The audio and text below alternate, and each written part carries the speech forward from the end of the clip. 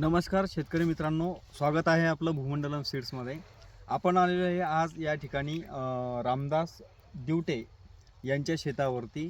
या ठिकाणी आपण तूर प्लॉटवरती आलो असता या ठिकाणी तुम्हाला आज आपला तुरीचा यंत्र लाईव्ह व्हिडिओ या ठिकाणी दाखवण्याचा मानस असा आहे की आज सध्या परिस्थितीमध्ये असलेली मॅच्युअर होत असताना हा व्हिडिओ टाकण्याचा आम्ही मानस करत आहोत। बऱ्याचशा वेळेसला शेतकऱ्याची डिमांड असते की प्रत्येक वेळेच्या प्रत्येक अवस्थेतले हे फोटो आणि व्हिडिओ आम्हाला अपडेट टाकत जा। त्यासाठी आपल्यासमोर शेतकरी या ठिकाणी आहे रामदास भाऊ दिवटे। त्यांना मी विचाराल की आपल्याला हे जे बियाणं उपलब्ध जे झालं ते कशा माध्यमातून झालं?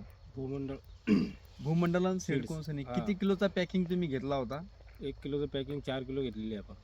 1 किलोचं पॅकिंग 4 पाकिट घेतले होते। किती क्षेत्रावरती तुम्ही लागवड केली आहे? 2 एकर मध्ये। 2 एकर क्षेत्रावरती।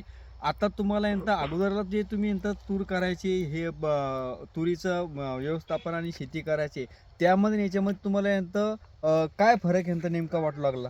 त्याच्यात शेंगा फुलं एकदम व्यवस्थित, म्हणजे पहिले जे तुरी घेतले आपण त्याच्यामध्ये एवढं की शेंगाचं त्याचं म्हणजे असं हेच नव्हतं, कारण आता पोकळ आणि पहिली गोष्ट तर जास्त करून त्याला काहीतरी रोगटं पडणे उगळण्याचं आपल्याकडे ते जे कॉमन थेरी जी आहे तुरीमध्ये तर ती अशी आहे की बा लागवड केली म्हणजे बा ती उगळते म्हणून आपण मध्यंतरी कुठतरी डिस्टर्ब झाले, रोगटं पडणे, परत किडे लागणे, किडे जास्त बरोबर। मी शेतकरी मित्रांना सांगू इच्छितो की बऱ्याचदा हे शेती पहिले अगोदर तुरीची सुद्धा करायची, पण त्यामध्ये काय आलं त्यांनी एकच सांगितलं की बा ते तूर आम्हाला सांगूच नका। बा त्याचं कारण काय? ज्यावेळेस त्यांना कारण विचारलं असता त्यांचं म्हणणं होतं की बा आम्हाला थोडाफार पाणी जर जादा जर झाला ती उघळून जायची म्हणजे तिचे फळ आणि फुलं द्यायचे आणि उत्पन्न द्यायचं बाजूलाच राहायचं, पण ते झाडच कॉलॅप्स व्हायचं।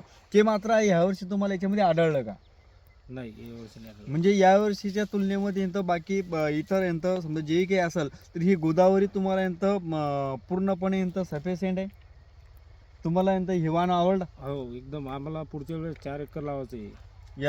यावर्षी समजा तुम्ही 2 एकर केला तर पुढच्या वेळेस तुम्हाला क्षेत्र 4 एकर निश्चितच तुमच्यापर्यंत भूमंडलम सीड 4 एकर सुद्धा बियाणं तुमच्याकडे आणून आणि पुन्हा यावेळीची लागवड पद्धती थोडीशी आज कंजेस्टेड जरी वाटत असली तर आपण नियोजनबद्ध पद्धतीनं आमचा भूमंडलम सीडचे प्रतिनिधी आपल्या बांधावर येऊन लागवडीचं सुद्धा तंत्र तुमच्यापर्यंत पोहोचवेल। यावेळेसला कुठेतरी कमी पडला असावं की जेणेकरून आमचा प्रतिनिधी पोहोचला नसेल, कारण की कामाच्या बऱ्याचशा व्यापामुळं यावेळेसला थोडीशी ते उशिरा आला असेल किंवा ते सांगण्यामध्ये ते थोडासा कुठेतरी चुकला असेल, पण यावेळेसला निश्चितच लागवड पद्धत सुद्धा ही महत्त्वाची ठरणार आहे। मी पुन्हा एकदा भूमंडलम सीडच्या वतीनं मी तुम्हालाही शुभेच्छा आणि अभिनंदन देईल। भरघोस असं उत्पादन तुम्ही यामध्ये काढाल, यामध्ये तीळ मात्र शंका नाही।